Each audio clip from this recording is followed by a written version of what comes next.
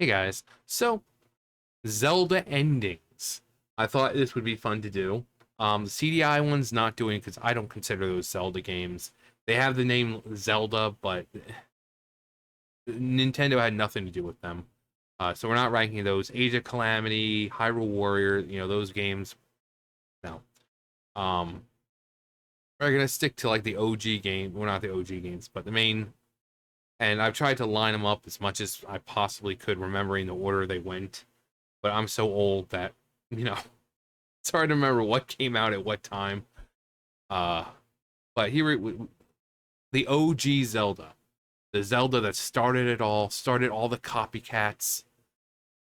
Games today are still trying to live up to what this game tried to accomplish. The ending, pretty simple. I mean, you have the silver arrows. You go in, you hit Ganon with one arrow. He dies. You go and rescue Princess Zelda, and she's like, "Oh, you saved me, thank you." And then it shows, the screen with "Thank you, Link. Congratulations, Link. You're the hero of Hyrule," and blah blah blah. So pretty simplistic, and I'm not looking at this through nostalgia goggles here. Um, we're strictly with the endings, so it's a pretty simplistic ending. I mean, I'm not going to dock points because it is the OG and it was limited, so it couldn't have a grandiose ending. So it did what the Nintendo was capable of. But as far as endings go, it's pretty simplistic. Is it memorable? Of course, because it's the first game. It's not D, so I'll give it a solid C. Adventures of Link. All right, so it happens a couple of years after um, Legend of Zelda, so it's the same Link. Um, and now we're tasked with saving the princess again. But this one has been put into a sleep ages ago by her brother, and we're charged with waking her up. So we wake her up, which means there's two Zeldas existing simultaneously in one time and space. Um, but the fact that we get to see kind of like the original Legend of Zelda, and her brother, after he felt so bad about putting her into sleep, that he decreed that every daughter, every first daughter that was born into a Hyrule family should be named Zelda. Um, so it he did something bad, but he did regret it afterwards. But we go in, we save her. The memorable moment where the curtain comes down, you just kind of see their legs. Link getting a little smooch, perhaps. Um, but just the fact of being able to wake up this Zelda who's been asleep for so long, um, definitely memorable. Is it? I would say it's a C. Um, B.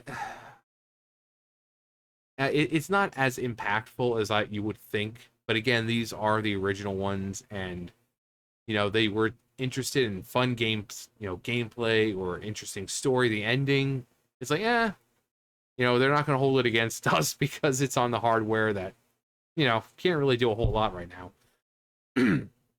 All right, Link's Awakening. Wow. Oh god. Um.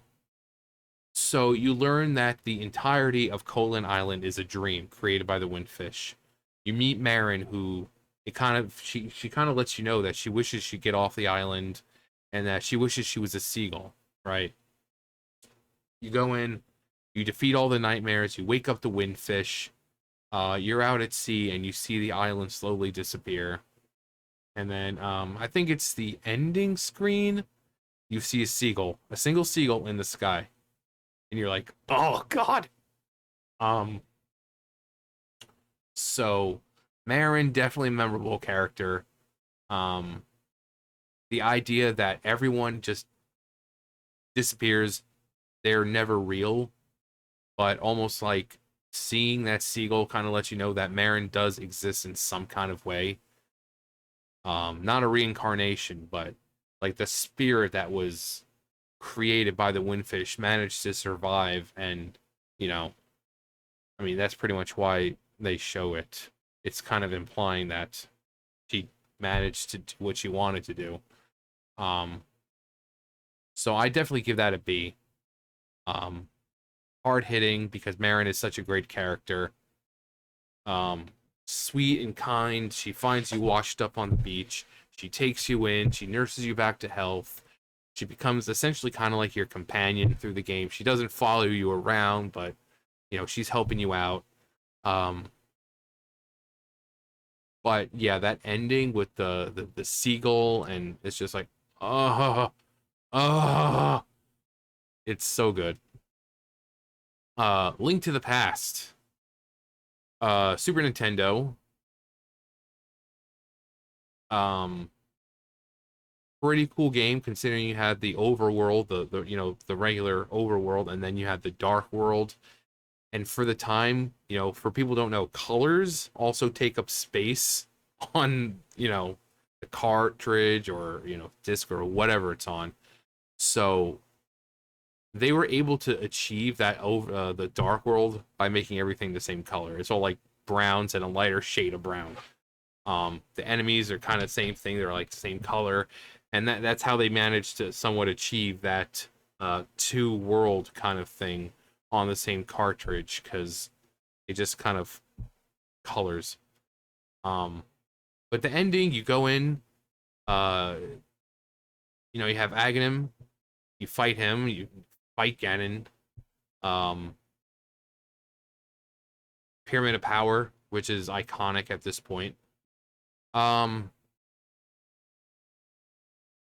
you save Zelda, yada yada yada. Pretty cut and dry, straightforward. Uh, I'd say it's C. Because it's nothing too, not for me at least, too hard hitting and memorable. The game is memorable. The ending, um, not so much. Ocarina of Time made its jump into 3D. First Zelda game 3D. Um, the story was pretty good. We get to see Ganondorf for the first time, who was actually teased in Link to the Past. We find out that Ganondorf's full name, Ganondorf Dragmire. Um, the first meeting with Zelda, the seeing him through the window, our first actual encounter where he just kind of shows off what he can do by just blasting us. And then that ending, we beat him the first time. He comes back, not comes back, but we defeat him. He tries to crush us under, with the castle. And when that doesn't work, he uses the power of the Triforce of power to transform into Ganon for the first time. Because this is essentially the first Ganon. First Ganondorf until, Tears of the Kingdom. But we'll get there. So turns into Ganondorf. We kill him. Or rather, not kill him. We seal him away. Sacred Realm. The sages combine their powers. Afterwards, we talk to Zelda. She sends us back in time to kind of relive our childhood. 7 years were lost. We were sealed in the Sacred Realm. Zelda, we see Link going to the castle in the courtyard, and it's kind of like that when we first meet him, kind of from a different angle though. But he walks in, she hears him, she turns around. Kind of it's ended where it started, and then you get that freeze frame.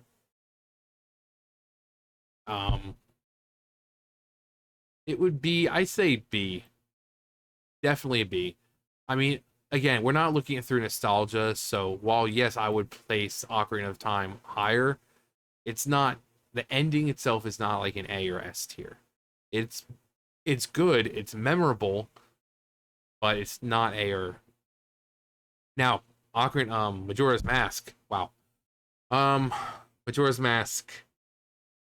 Go to the moon, you beat the Skull Kid, you can, or Majora's Mask rather, and you can do the easy way or the hard way. You can either fight him as Link and just, use your masks and all that to fight him, or you can use the Fierce Deity mask, which you could have gotten from talking to the Moon Children. And once you do all their challenges, you talk to the kid wearing Majora's Mask by the tree, and he'll give you the Fierce Deity mask. You beat him. You beat him, her. Uh, the day is saved. Everyone's celebrating, except for the Deku Butler. You know, so everyone else is rejoicing, and he's mourning the death of his child. We see the Skull Kid, who kind of has a heart to heart with us and the Giants, and you guys didn't forget me after all. And uh, Happy Mask Salesman shows up and gives words of wisdom. Um, and then the actual final thing we see is a stump with carving in it of Link, Skull Kid, the Giants. Um, but just the emotional aspect of it, I think that would definitely be A tier. The just seeing the Deku salesman, or the not the Deku salesman, the Deku butler, on his knees, crying because he's learned that his son is dead. That is so hard hitting because you see everyone else is rejoicing. Everyone else, Anju and Cafe are getting married, and everyone is having a good, jolly time. And we have this man who's now mourning the death of his child. Like, ugh. So definitely A tier. The Happy Mask salesman, with what he says about partings and stuff like that, it's good. Oracle of Ages and Seasons. There's the endings for the game where you just save the respective oracles in those games. So Din in Seasons and Nehru in Ages. You have those endings, but then you have the true ending where you link them with the passwords, and then you get the true ending where you defeat not only Twin Rova but Ganon, who has come back. The whole point of the games was Twin Rova were trying to resurrect Ganon. They kidnap Zelda, so you're going through Holodrum and Labrana respectively, um, to kind of stop Onox and Varon, who have kidnapped the Oracles. Um, and then at the very last moment, we save Zelda. So in their desperation, they use their own life as a sacrifice to bring back Ganon.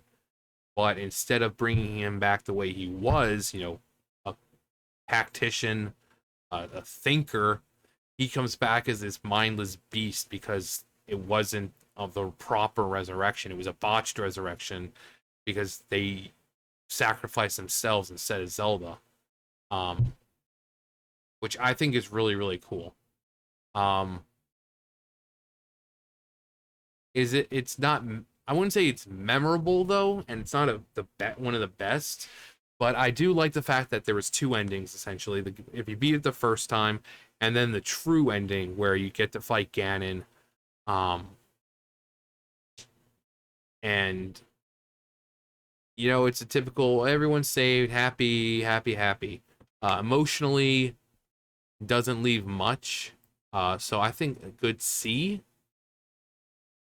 Wind Waker. Ooh. Um, one of the first Zelda games I think that got me emotionally. Uh,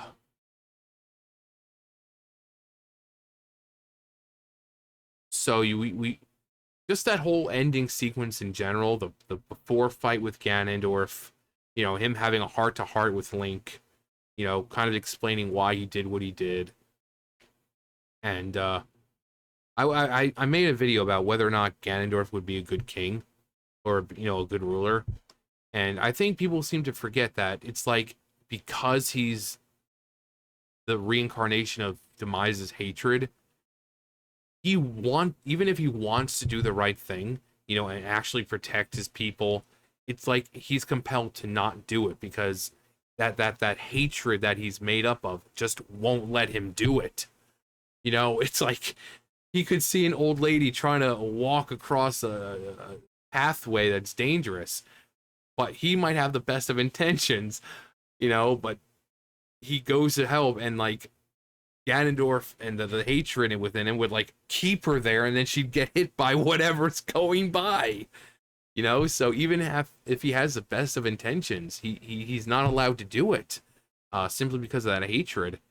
So this Ganondorf was more you felt bad for him, He was like a broken shell of a man.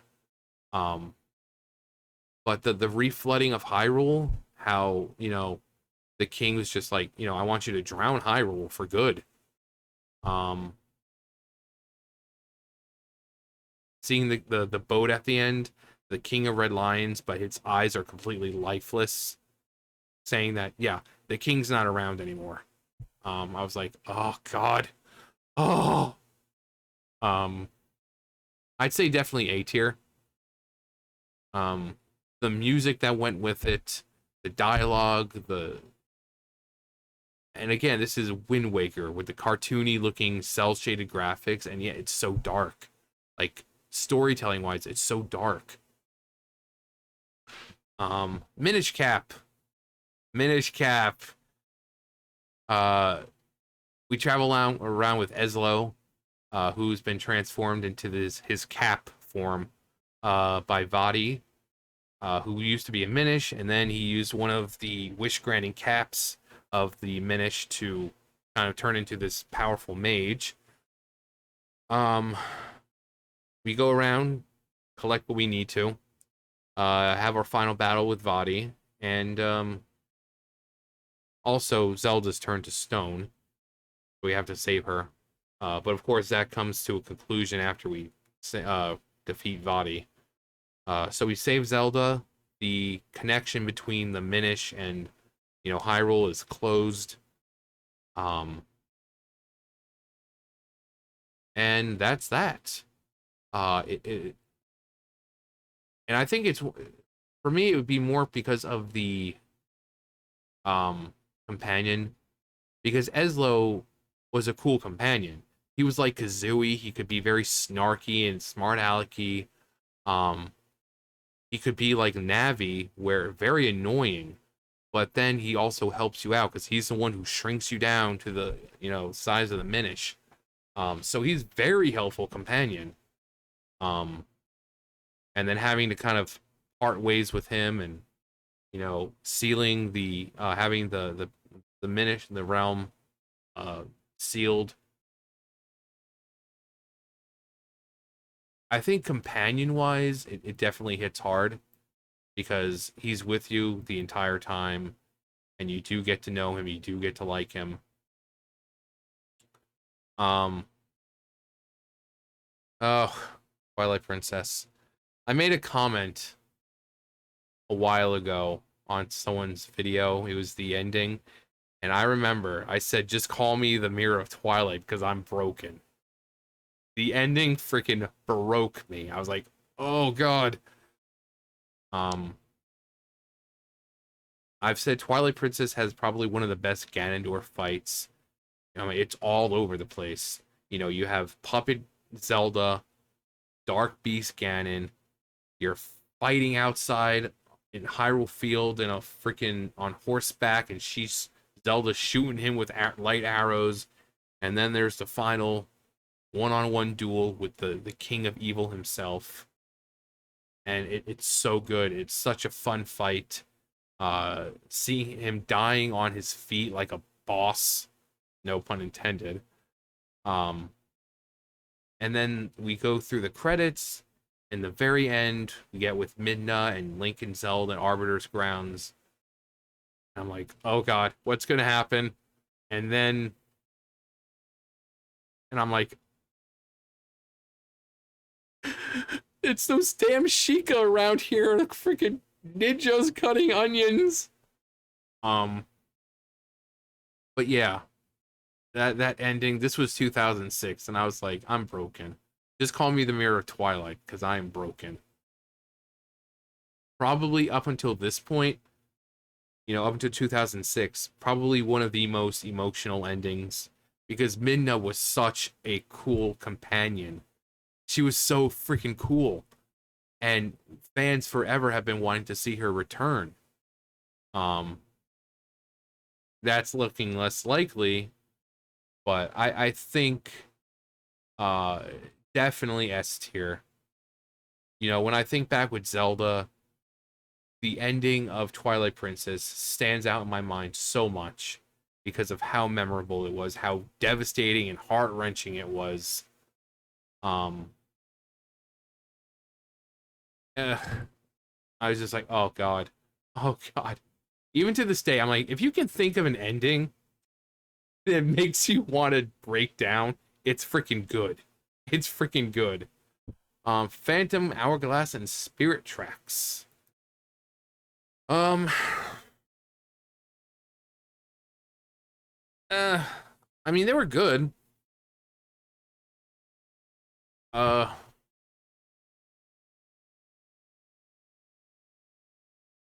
I mean, handheld ones always hit a little different. Like, cause handhelds,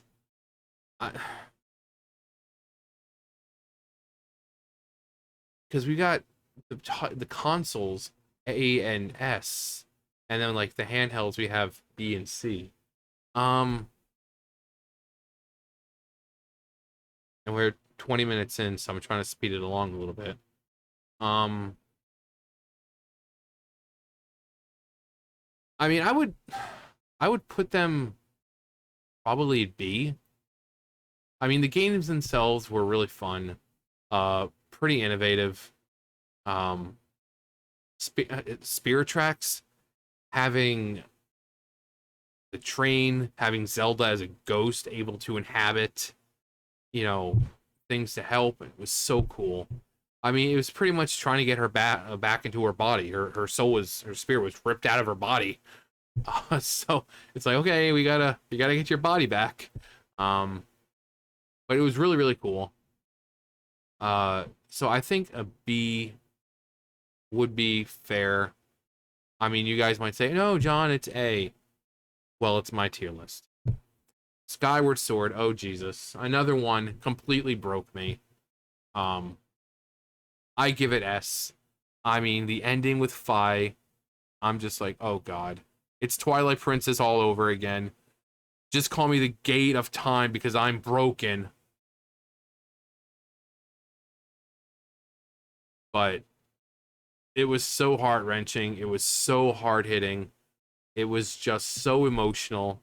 Fi opening up to you, this being who's almost emotionless the entire time, but she takes in data and this and that, and she at the end I'm like, oh god, oh god. Um, so it was, yeah, definitely S tier. It is just, I think, peak storytelling wise. Um, just the emotional, the look of emotion, just the feeling that Link was having at that time. You could see it on his face. Ugh, S tier for sure. Link Between Worlds, really good game. I wasn't expecting to like it as much, but I really liked it. And it's cool because it's like Hyrule, but it's low rule. And low rule essentially destroys its own Triforce, and now it's trying to invade Hyrule. But at the end of the game, Link and Zelda go into the Sacred Realm, for the Triforce, and they wish for low rule to have its Triforce back. So Princess Hilda, Zelda, possibly reference to Sabrina. Um, but it's, I think the length that they went to and the fact that they used the Triforce to wish back someone else's Triforce, which also shows the power of the Triforce. The OG goddess created Triforce is basically unlimited in power. It can bring back another realm's Triforce. Um, so just the fact that they were so selfless and basically, all Hilda had to do really was ask. They wouldn't have had a problem with it. But I think the fact that the selflessness of the ending of what they did really, um, really sticks. Um, Four Swords Adventure, and they're kind of like, eh, meh. Vadi, Ganon, nothing too deep.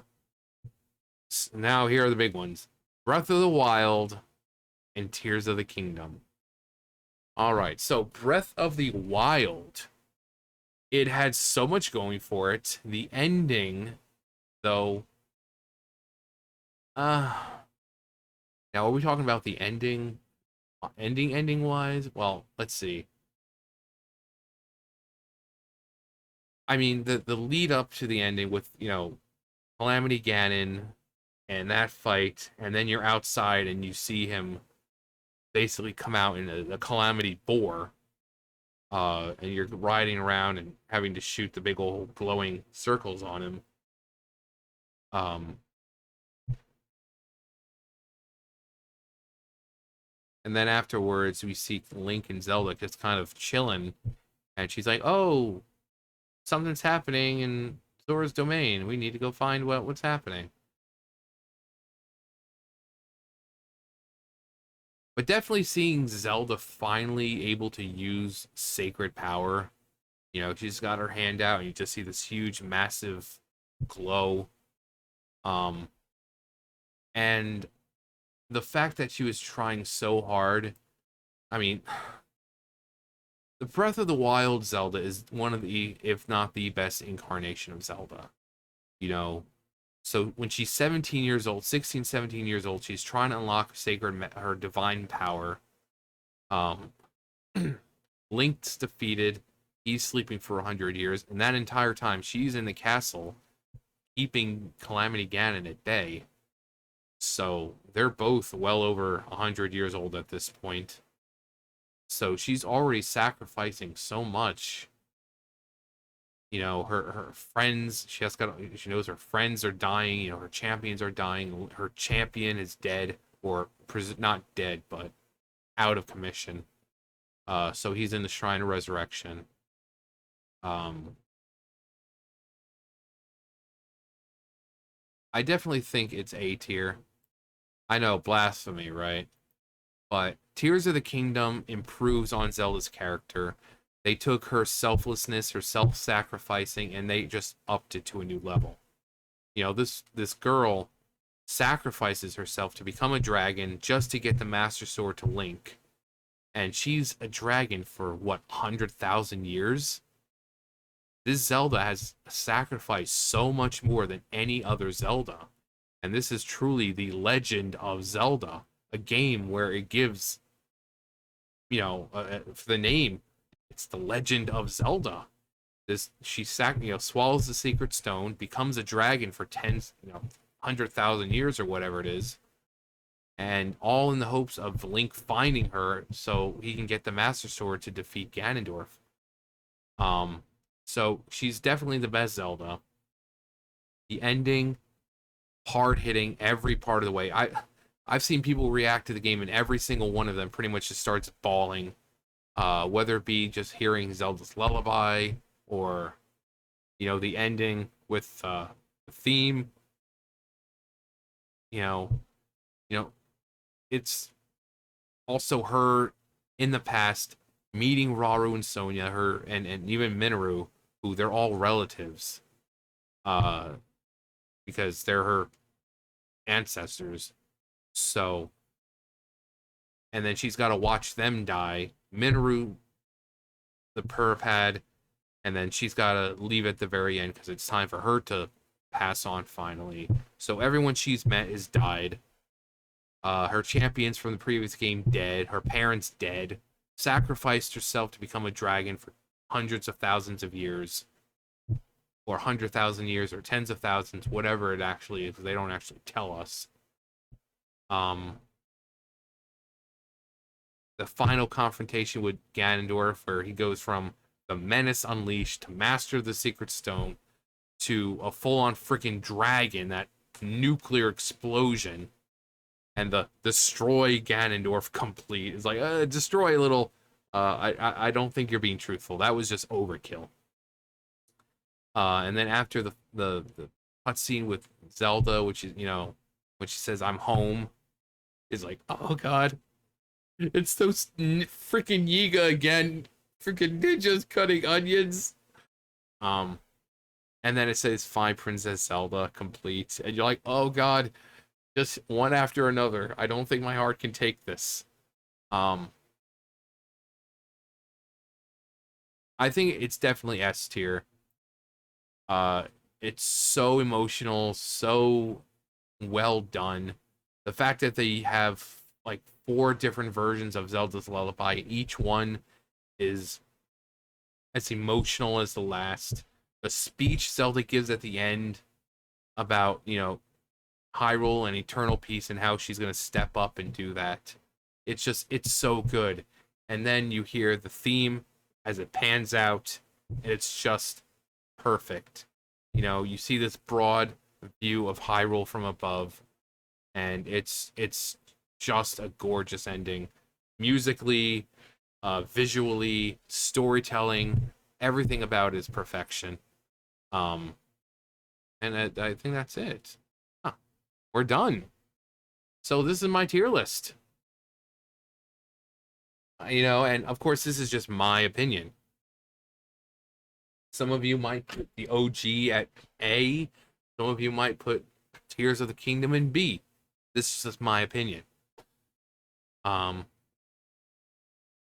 Endings hit hard, different ways, and unfortunately, like I see the handhelds kind of lack that kind of staying power. But the console ones, yeah, the consoles are definitely hard, heavy hitters when it comes to endings and being emotional. And that's what you want after all your time adventuring through Hyrule or Termina or Holodrum or Labrena or whatever you're traveling through. You want a satisfying ending. You want to feel like you're being compensated for your time and your effort and your dedication. And, you want Hyrule to kind of feel like it's in a better place. You want to feel like there's been character progression. And Tears of the Kingdom, I think, is perfect for that. Like, Zelda in that game is so fleshed out. She is the perfect Zelda. She is the best Zelda that we've had so far. Now that might change in the future, but as of right now, apart from Twilight Prince, or not Twilight Princess, Skyward Sword Princess, I think Tears of the Kingdom Zelda is by far the best. Then it would be Skyward Sword, and then Twilight Princess, and then Wind Waker, and then probably Spirit Tracks. Because, like I said, the fact that she follows you around and she's helpful is actually really cool. But yeah, that's my tier list. And it's only my opinion, so if you have different opinion, let me know your opinion and why. Because I would love to hear your opinions about why you think, Majora's Mask is S tier or why Ocarina of Time is really D tier. Let's have some dignified, mature discourse here, because I truly want to know why people feel the way they do about the ending and where you would put it. So keep it nice, keep it mature, play nice, kids, but have at it. And that's gonna do it for me. You guys know the drill. I'll see you guys later. Bye, guys.